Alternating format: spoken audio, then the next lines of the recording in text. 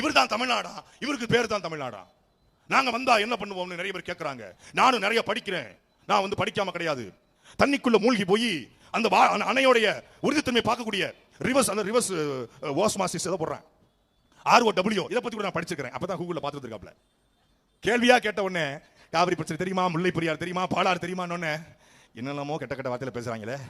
காவிரி முல்லை பெரியார்ன்றாங்க, பாலாறுன்றாங்க. இப்ப என்ன சரி தெரியல. உடனே எனக்கு வந்து தண்ணிக்குள்ள மூழ்கி போய் அந்த அணையினுடைய உறுதித்தன்மை பார்க்கக்கூடிய அந்த தொழில்நுட்பம் தெரியும் எனக்கு. நீங்க தண்ணிக்குள்ள மூழ்கி போய் அணையை எப்படி பாதுகாப்பீங்கன்னு நாங்க வீடியோவா பார்த்தோம், நல்லா பார்த்தோம். ஒரு தலைவன் என்ன நோக்கமே இல்லாம ஒரு கூட்டம் தெரியுதுங்க அவன் பின்னாடி, ஒரு கூட்டம். அப்படி தற்குறி கூட்டம் இருக்கக்கூடிய இதே ஊர்ல தான் சீமானின் தம்பிகள் இந்த செவ்வாய்க்கிழமை மாலையில போடுற கூட்டத்திற்கு காசு வாங்காம, கோட்டர் கோழி பிரியாணி வாங்காம இத்தனை ஆயிரக்கணக்கான இளைஞர்கள் கூடியிருக்கான. எதற்காக?